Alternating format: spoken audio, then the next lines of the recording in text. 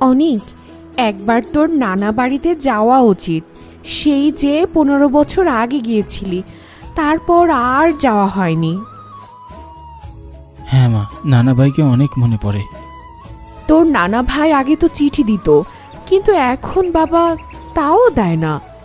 অনেক বলেছি আমাদের সাথে এসে থাকতে, কিন্তু সে তার ভিটে ছেড়ে আসতে রাজি হয়নি। শেষের চিঠিতে আমাদের ওই গ্রামে যেতে নিষেধ করেছে। ঠিক আছে মা, আমি আজই যাব। এখন তো সকাল পার হয়ে গেছে, হাট খোলা থাকলে একটা বড় ইলিশ নিয়ে আসিস। তোর নানা ইলিশ বড্ড পছন্দ করে। ঠিক আছে মা।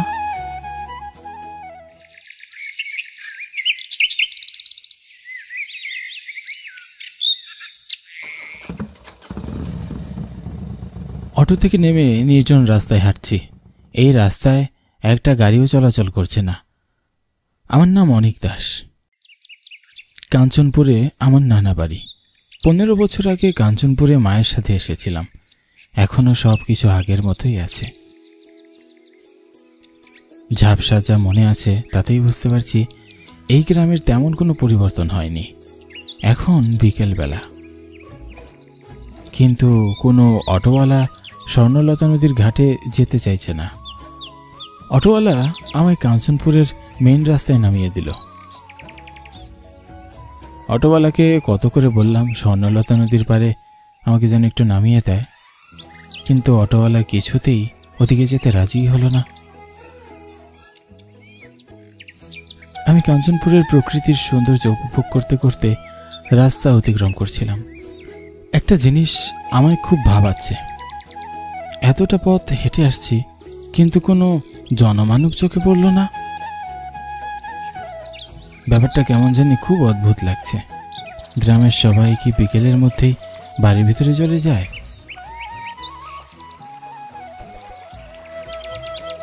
হাঁটতে হাঁটতে আমি স্বর্ণলতা নদীর ঘাটে চলে আসলাম।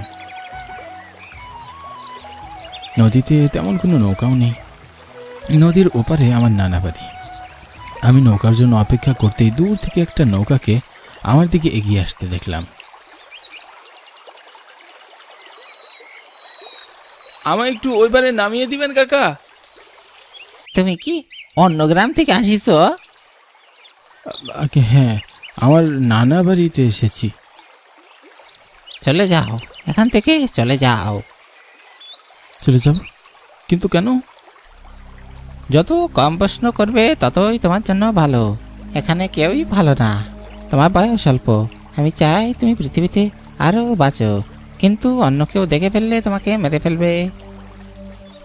মাঝির কথা আমার কিছুতেই বোধগম্য হলো না। মাঝি কি বলছে কি এসব? আমি আমার নানা বাড়িতে যেতে চাই, আমাকে একটু ওপারে পৌঁছে দিন না। তোমার নানা বেঁচে নেই। আমি নিজ চোখে দেখতে চাই। ঠিক আছে, তুমি যেহেতু আমার কথা শুনবে না, তাহলে চলো, উঠো আমার নৌকায়।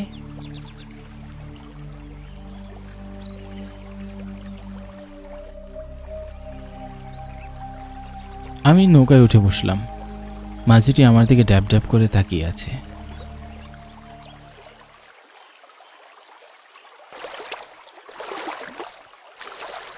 জানি না উনি আমায় কি বোঝাতে চাইছে। আমার নানা বেঁচে নেই? আমার নানাকে কি উনি চিনে? আমার নানার নাম হচ্ছে সমরেশ মজুমদার। আপনি চেনেন ওনাকে? মাঝিটি আমার প্রশ্নের কোনো উত্তর দিল না। সে এক পলকে আমার দিকে তাকিয়ে রইল। হঠাৎ কেন যেন আমার প্রচণ্ড ভয় করতে লাগলো। বিকেল গড়িয়ে এখন সন্ধ্যা নেমেছে। নৌকা নিঃশব্দে এগিয়ে যাচ্ছে। কিছু সময় পর আমরা ঘাটে চলে এলাম।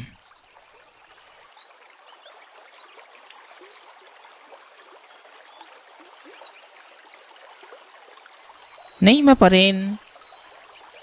আমি ঘাটে নেমে গিয়ে ওপারের বাড়িগুলো দেখতে লাগলাম। হঠাৎ মনে হলো আমি তো মাঝিকে ভাড়াই দিইনি, তাই ভাড়া দেওয়ার জন্য পিছনে ফিরলাম। কিন্তু মাঝিকে কোথাও দেখতে পাচ্ছি না। এত কম সময় মাঝি কোথায় চলে যেতে পারে? ভয় ও আশ্চর্যে আমার চোখ কপালে উঠে গেল। স্বর্ণলতা নদীতে কোনো নৌকা দেখা যাচ্ছে না। কোনো মানুষের পক্ষে এত দ্রুত নদী থেকে সরে যাওয়া তো সম্ভব নয়। তবে কি মাঝিটি মানুষ ছিল না? নিজের করা প্রশ্নে নিজেই শিউরে উঠলাম।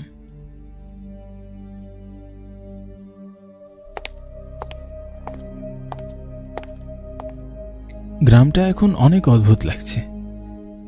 কেন কোনো মানুষ চোখে পড়ছে না? অথচ 15 বছর আগে গ্রামের রূপ ছিল একদমই ভিন্ন। এই স্বর্ণলতা নদীর বুকে ছিল অনেক অনেক নৌকা।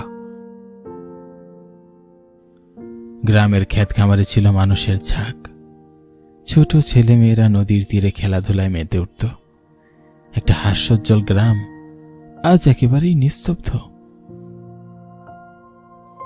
মাঝিকে ভাড়া দিতে না পারা এমনটা বেশ খারাপ হয়ে গেল। ধীরে ধীরে রাত নেমে এসেছে। আমি কয়েকটা বাড়ি পেরিয়ে একটা কুটির ঘরের সামনে এলাম। সম্ভবত এই বাড়িটাই আমার নানার। আমি বাড়ির বাইরে এগিয়ে গেলাম। বাইরে দাঁড়িয়ে কিছুক্ষণ নানাকে ডাকতে লাগলাম। নানা ভাই, ও নানা ভাই, দেখো আমি এসেছি। দেখো তোমার নাতি অনিক এসেছে। অনিক। বেশ কিছুক্ষণ ডাকাডাকির পরও কারও কোনো সাড়া শব্দ পেলাম না। তবে কি মাঝিটার কথাই সত্য? আমার নানা ভাই সত্যি আর বেঁচে নেই। আমি বাড়িটার দরজা খুলে এগিয়ে গেলাম। ভিতরে বিশেষ কিছু নেই। একটা চৌকি, একটা টেবিল, তার উপর একটা পানির গ্লাস আর পানির জগ। নানা ভাই যে আর বেঁচে নেই এটা বিশ্বাস করতে বড্ড কষ্ট হচ্ছে আমার। আমার নানি অনেক আগেই মারা গেছে। আমি বাড়িটার মধ্যে বসে নানার কথা ভাবছি, আর তখনই বাইরে কয়েকজন মানুষের কথা ভেসে আসছে। আমি নিজ চোখে এই বাড়িটার ভিতরে একটা জীবিত মানুষকে যেতে দেখেছি। ওটা তো অসম্ভব, এখানে কেউ যাবে তো আসতেই পারবে না। তাহলে চল বাড়ির ভিতরে গিয়ে দেখি। নিজ চোখে দেখলে তো অবিশ্বাস করতে পারবি না। বাড়ির বাইরে কয়েকজন লোকের কথা শুনে বুঝতে পারলাম তারা হয়তো আমার কথাই বলছে, আর এখনই তারা এই বাড়ির ভিতরে আসবে। আমার ধারণাই ঠিক হলো। দরজা ঠেলে ভিতরে কয়েকজন ভয়ঙ্কর চেহারার লোক আসলো। তাদের থেকে আমার হৃৎপিণ্ড লাফিয়ে উঠল। মুহূর্তে একরাশ ভয় এসে ঘিরে ধরল আমায়। কি ভয়ঙ্কর চেহারা রে বাবা! চোখ লাল। আমি তাদের দেখে ভয়ে কাঁপতে থাকি। এরা আর যাই হোক মানুষ নয়। ভয়ঙ্কর চেহারার এক লোক আমাকে দমকে উঠে। তোকে দেখে তো মৃত বলে মনে হচ্ছে না। চল আমাদের সাথে চল। হ্যাঁ, আপনারা কে? দয়া করে আমায় ছেড়ে দিন। আমি আমার নানা ভাইকে দেখতে এসেছি।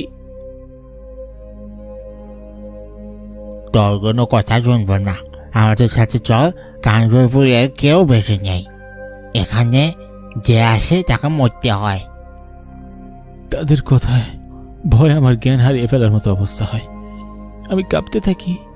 ঠিক সেই মুহূর্তে পিছন থেকে একটা বয়স্ক গলায় কেউ একজন বলে ওঠে, ওর কাছে এসো না, ও আমার নাতি। দূরে যাও বলছি সবাই। আমি পিছনে ফিরে দেখি আমার নানা ভাই খাটের উপরে বসে আছে। আমি প্রচন্ড অবাক হয়ে যাই। আমি যখন এ ঘরের ভেতরে প্রবেশ করি তখন ঘরের ভিতরে কেউই ছিল না। তাহলে এখন এলো কি করে? কিছুই মাথায় ঢুকছে না আমার। দিশেহারা লাগছে নিজেকে। অদ্ভুত ভয়ঙ্কর চেহারার লোকগুলোকে, আর নানা ভাই হঠাৎই ঘরে এলো কি করে? আগে থেকে যদি নানা ভাই এখানে থাকতো তাহলে তো আমি প্রথমেই দেখতে পেতাম।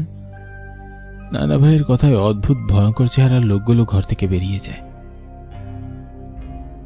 এখান থেকে তাড়াতাড়ি চলে যাও। কিন্তু নানা ভাই, আপনি এখানে কি করে? আগে কেন দেখিনি? অযথা প্রশ্ন করো না। রাত বেশি হলে এই গ্রাম থেকে ফিরে যাওয়া সম্ভব না একেবারেই। আমি চাই তুমি বেঁচে থাকো। আসো আমার সাথে। আমি নানা ভাইয়ের সাথে বাইরে এলাম। বুকটা আমার ফেটে যাচ্ছে। নানা ভাইকে জড়িয়ে ধরতে ইচ্ছা করছে, কিন্তু নানা ভাই এখনই আমাকে গ্রাম থেকে বের করে দিতে চাইছে।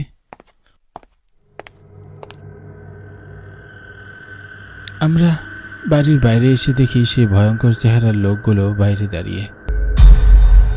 নানা ভাইকে দেখে তারা হঠাৎ অদৃশ্য হয়ে যায়। কি হচ্ছে এসব নানা ভাই? এই কাঞ্চনপুরে কেউ বেঁচে নেই খোকা, আর এখানে আত্মারা এই গ্রামে কোনো জীবিত মানুষ চায় না, তাই ওরা তোকে মেরে ফেলবে। তুমি কি বেঁচে নেই নানা ভাই? আমার কথার কোনো জবাব নানা ভাই দেয় না।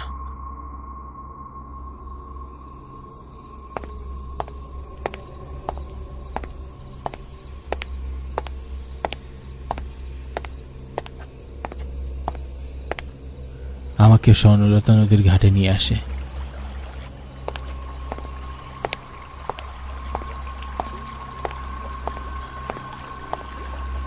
আমি অবাক হয়ে তাকাই। সেই মাঝিটি তার নৌকা নিয়ে আমার জন্য অপেক্ষা করছে।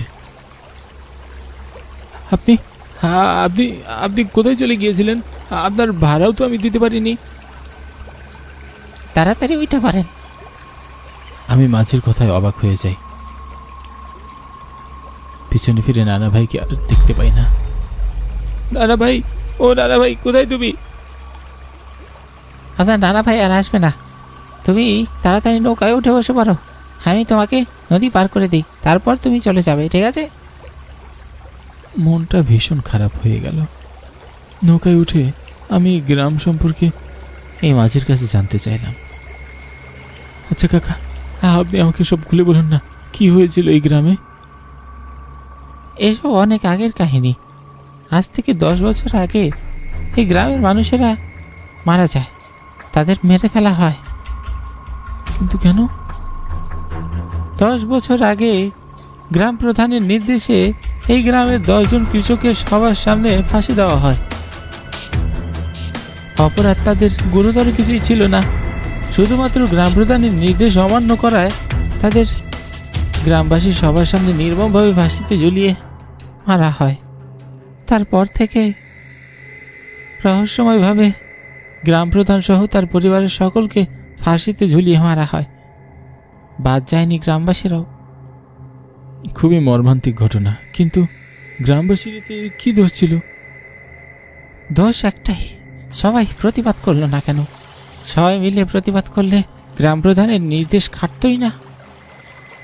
কাঞ্চনপুরের ভয়ঙ্কর অতীত জেনে আমার মনটা বেশ খারাপ হয়ে গেল।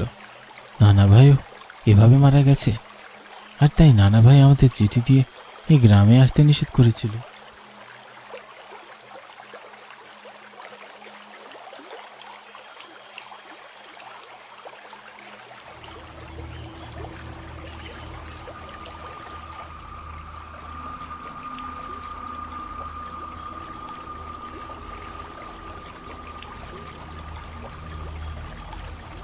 ঘাটে নৌকা ভিড়তেই মাঝি আমাকে নেমে যেতে বলল।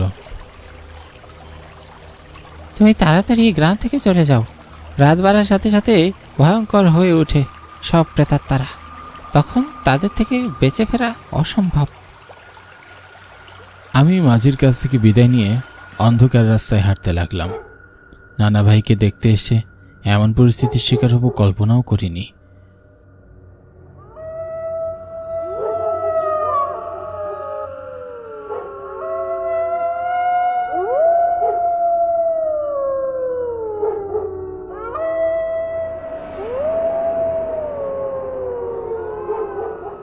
হঠাৎ পিছনে কারো হাঁটার শব্দে আমি থমকে দাঁড়াই।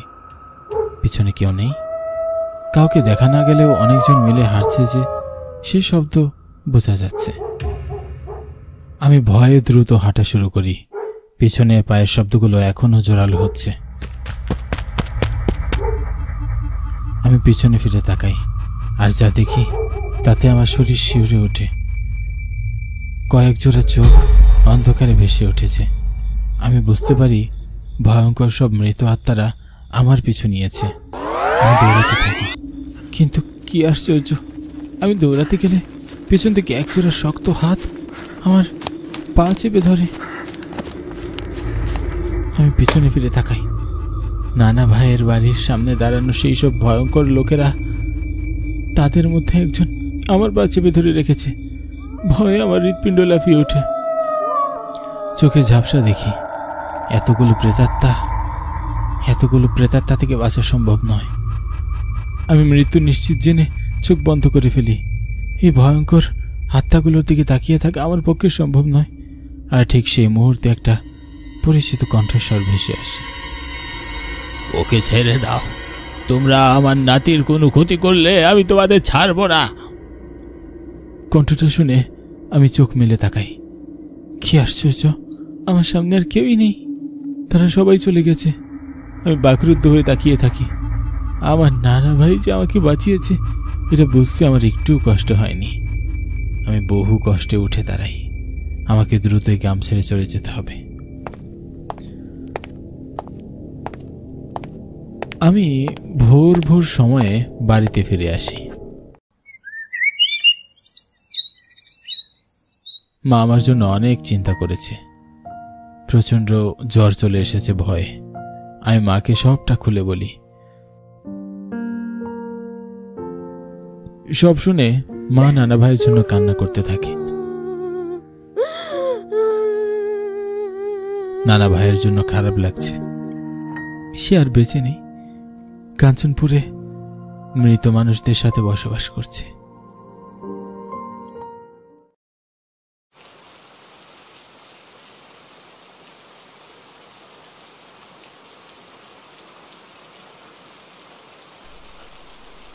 সকাল থেকেই আজ ঝিপঝিপে বৃষ্টি পড়ছে। নভেম্বর মাস, হালকা ঠান্ডা পড়তে শুরু করেছে। তার উপর আবার বৃষ্টি, ঠান্ডা যেন আরো দ্বিগুণ বাড়িয়ে তুলেছে। এই ঠান্ডার মাসে গ্রামের কাউকেই পাওয়া যায় না। শফিক সাহেবের আবাসিক হোটেল তা প্রায় 20 বছর ধরে চলছে। এই হোটেলে এমন কিছু নেই যা পাওয়া যায় না। হোটেলের ইনকাম দিয়ে শহরে আবার একটা কাপড়ের ব্যবসা আর একটি বাড়ি কিনেছেন। মোটামুটি টাকা পয়সা ভালোই। রাজু, আমি আজ একটু শহরে যাব, কাল আসতে হয়তো বিকাল হয়ে যাবে। তুই সবকিছু ম্যানেজ করে নিস, বুঝেছিস? আমি যেন কাস্টমারের কোনো কমপ্লেন না পাই। আগের বার যেরকম কাস্টমারের রুমের দরজা বাহির থেকে লক করেছিলি, এরকম কিছুই যেন আবার না হয়, ঠিক আছে? শফিক ভাই, আপনি কি যে বলেন! ভাই, আপনি চিন্তা করবেন না, আমি সব সামলিয়ে নেব। কিন্তু বাইরে তো বৃষ্টি পড়ছে, এমন পরিবেশে বাইরে যাওয়া কি ঠিক হবে? না গেলে তো উপায় নেই। কাপড়ের দোকানটার ম্যানেজার অনেক সমস্যা করছে, দেখি তার একটা ব্যবস্থা তো করতে হবে। কথাগুলো বলে শফিক সাহেব তার পুরনো ফটফটি মোটর সাইকেলটি নিয়ে বেরিয়ে পড়ল। টাকা পয়সা থাকলেও তিনি এই পুরনো ফটফটি মোটর সাইকেলটি কখনো পাল্টাননি। তিনি বলেন এটা নাকি তার বাবার দেওয়া শেষ স্মৃতি, তাই তিনি এটা এখনো ব্যবহার করছেন।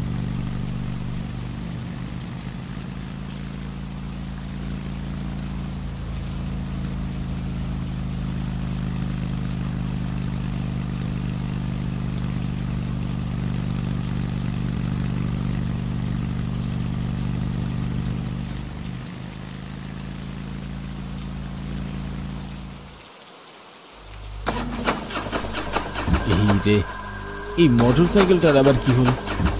না, এমনিতেই বৃষ্টির কারণে ঝামেলা, তার মধ্যে আবার এই সাইকেলটা নষ্ট হলো। এখন কি করব? এখান থেকে তো ফিরে যাওয়াও তো খুব একটা সম্ভব নয়।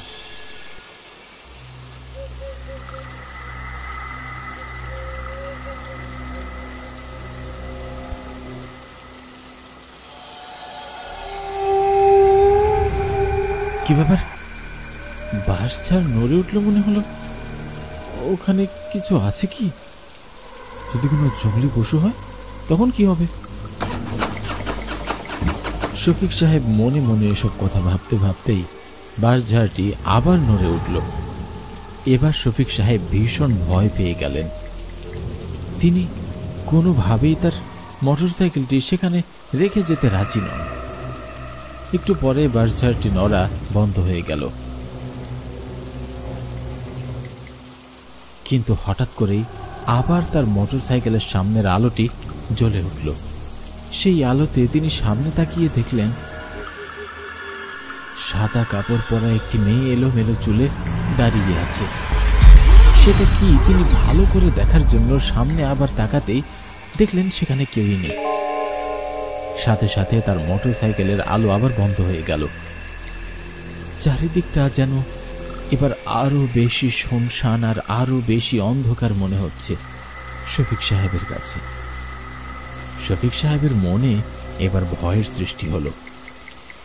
তিনি আবার মোটরসাইকেল স্টার্ট করার চেষ্টা করতে লাগলেন, কিন্তু তার সব চেষ্টায় ব্যর্থ। কিছুতেই মোটরসাইকেলটি স্টার্ট হচ্ছিল না। হঠাৎ শফিক সাহেব লক্ষ্য করলেন তার পেছনে কেউ দাঁড়িয়ে আছে। তিনি ভয়ে ভয়ে পিছনে ফিরে দেখলেন, কিন্তু পিছনে তো কেউই নেই। হঠাৎ করে মোটরসাইকেল সহ তাকে কেউ শূন্যে ভাসিয়ে ফেলল। এবার শফিক সাহেব ভয়ে চিৎকার করতে লাগলেন, বাঁচাও, কে আছো, আমাকে বাঁচাও, কে তুমি, আমার সাথে কেন এরকম করছো, দয়া করে আমাকে ছেড়ে দাও। তখনই সাদা শাড়ি পরা মেয়েটি তার সামনে এসে দাঁড়ালো। ময়না, তুই? কিন্তু তুই তো। কিন্তু কি, আমি তো মরে গেছি, তাই না? তুই আমাকে মেরেছিস ভাই। তুই কেমন করে নিজের বোনকে মারতে পারলি বলতো? দেখ বোন, দয়া করে আমাকে ছেড়ে দে, আমার অনেক বড় ভুল হয়ে গিয়েছে।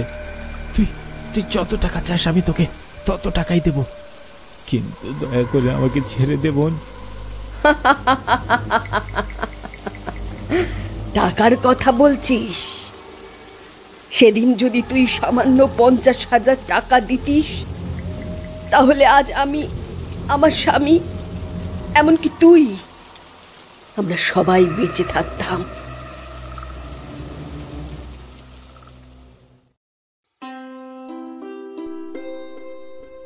ময়না, বল কেমন আছিস? আর এই সময় কি মনে করে আসলি? শফিক ভাই, আমার স্বামী ভীষণ অসুস্থ। ডাক্তার বলেছে চিকিৎসার জন্য 1 লক্ষ টাকার প্রয়োজন। 50,000 টাকা আমি জোগাড় করেছি, বাকি 50,000 টাকার জন্য তোমার কাছে এসেছি। ভাইয়া, দয়া করে 50,000 টাকার ব্যবস্থা করে দাও, নইলে আমি আমার স্বামীকে বাঁচাতে পারবো না। দেখ ময়না, তুই আমার বোন, এখানে আসবি যাবি খাবি কোনো সমস্যা নেই, কিন্তু আমি তোকে কোনো টাকা পয়সা দিতে পারবো না। ভাই, তুমি এসব কি বলছো? আমার স্বামীর জীবন মরণের প্রশ্ন, আর তুমি আমাকে এভাবে বলছো? আচ্ছা বেশ, তাহলে আমি আমার বাবার সম্পদের ভাগ চাই। তোমার হোটেল তো আমার বাবার জমিতে করা, দাও সেখান থেকে আমার ভাগের অংশ, আমাকে বুঝিয়ে দাও। আমি আজ পর্যন্ত তোমার কাছে কোনোদিন টাকা বা আমার সম্পদের ভাগ নিতে আসিনি। আজ বিপদে পড়ে তোমার কাছে সাহায্যের জন্য এসেছিলাম, আর তুমি আমাকে এভাবে বলতে পারলে? তোর এত বড় সাহস, তুই আমার হোটেলের ভাগ চাইছিস? তুই জানিস ওই হোটেলে আমার কত টাকার সম্পদ? যা, এক্ষুনি বাড়ি থেকে বেরিয়ে যা। না, যাব না, এটা আমারও বাবার বাড়ি। আমি আমার টাকা না নিয়ে কোথাও যাব না। যাবি না? দাঁড়া, আজ তোকে আমি।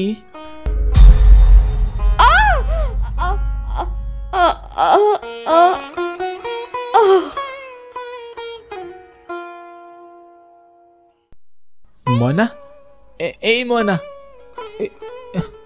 এখন কি হবে?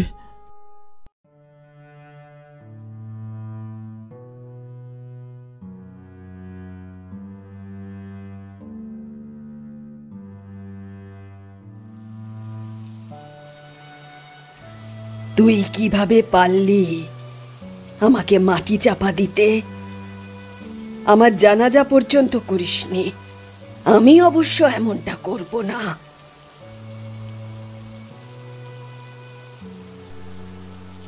ময়না, এমন করিস না, দয়া করে আমাকে ছেড়ে দে।